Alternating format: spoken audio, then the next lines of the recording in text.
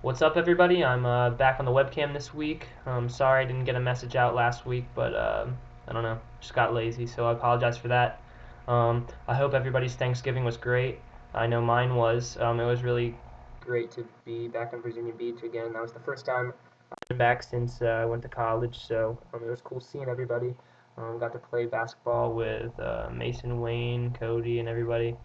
David, Walter, of course. It's just a lot of fun seeing everybody. And I hope all you guys' time together with your families was as fun as mine was. Um, First, I want to say about the commissioner elections.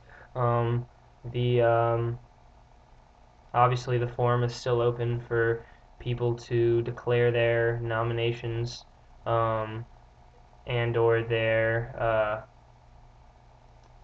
decisions to run. That'll be open for about another week. I haven't seen any interest at all yet. And if we don't have any interest in the next maybe week or so, then I'll just close it down and by default be commissioner again next year. I'd prefer that not to happen. I kind of like the whole election process and everything. Um, Not to say that I think I'd be a bad commissioner or that I am one, but I just think it's cool for other people to, have interest in running the league and for it to be kind of like a competition. I don't know. I've thought it was cool in years past. So if you want to run, by all means, nominate yourself. All right. Let's get to what happened this past weekend in the fantasy world. Um, let's see. I'm looking at the scoreboard right now. I'm very embarrassed that I lost to David, 96-76. I gave myself the snowman for that. Um, Terrible performance by my team. Just really, we just didn't come to play. I really needed Philip Rivers to carry me to that victory. All he needed really was 28 points for me to win, which, I mean, that's a lot for a quarterback, but the way he's been playing this year wouldn't have surprised me if he had pulled it off, and he got 7 points. So, I mean, what can you do there? I don't know. Let's see.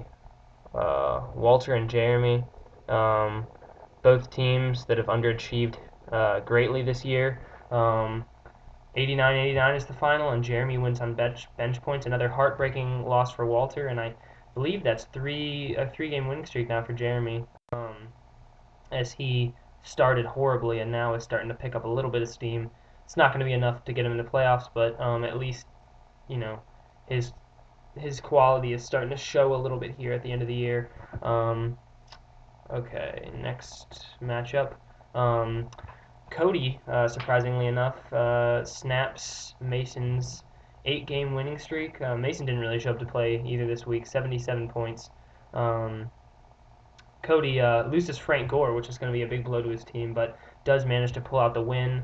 He is now tied with Mason and Al, who we'll get to in a minute, for the best record in the league. So he's put himself in good position. Now it's going to be interesting to see how he performs without his boy Frank Gore. Um, Brad beats Chad. That was a pretty uneventful matchup. Chad traded for Chris Johnson this past week, and then Chris Johnson promptly goose egged on him. Got to be really disappointing for Chad. I don't really know how CJ2K is going to do in the next few weeks with Rusty Smith as his quarterback. That'll be interesting to see. And Chad's starting to fall out of the playoff race, so he needs to pretty much win out to put himself in a position to make the postseason. Finally, Al, with a 156-86 beatdown of Wayne, sets the league all-time high score record. This was very impressive because um, Al, despite all the, as David would say, hatred that his team receives week in and week out, predictions for snowmans, I think that, probably with the exception of Al, most people in the league would project him to be 4-8 at this point and not 8-4. Yet here he is with the best record in the league, 2 games clear of anyone in Goliath, and he is coming on strong at this point in the year. 156 points. He got 37 points from Brady, 37 points from Hillis. I just know a number of other people went off on his team. Really, it was just the perfect storm for the Owls this week, and this could be the momentum that carries him into the postseason. He's already projected to be there, and if he wins out, he'll be a team to be reckoned with in the postseason, no matter how formidable his lineup looks or not. So points are points, wins are wins, and Al's doing it right now. Let's take a look at the standings. Oh, quick note about the Nostradamus. Nobody got it this week. I was one prediction away. All I needed to do was predict that David would beat me and give myself the snowman instead of David. But other than that, I got all the predictions right, so it's kind of disappointing. Guess I have too much faith in my team, right? All right, standings. We have Cody and Mason now. After Cody beats Mason, they're both tied atop David at 8-4. Al is atop Goliath at 8-4 as well. Those are the three top teams in the league right now. Closely followed by myself at 7-5, David at 7-5 as well, and then after that, Chad's at 6-6, and then a bunch of also Rams, Wayne, Jeremy, Brad, and Walter. So right now it's looking like I'm going to go ahead and say that six teams have a legitimate shot to make the playoffs right now. That would be the four atop David, Cody, Mason, myself, and David. David really looks strong this year as a division, and we have four teams easily within reach of a playoff spot. And then Al, obviously looking to make the playoffs right now, and Chad if he turns it on. We'll have to see how that works out. He'll need another couple big performances from Mike Vick. So that's what this past week looked like. Quick look at next week's matchups. Hopefully I won't take 5 minutes on this because I know probably my message is already running long. I'm playing Cody. That'll be a big matchup. Hopefully I can take advantage of the fact that his team's a bit banged up at the moment, but we'll see about that. Wayne and David. Wayne, it'd be nice if you could take a game off the pesky Bob Saget's, but Barbie's team will have to show up that week because you know how David plays D.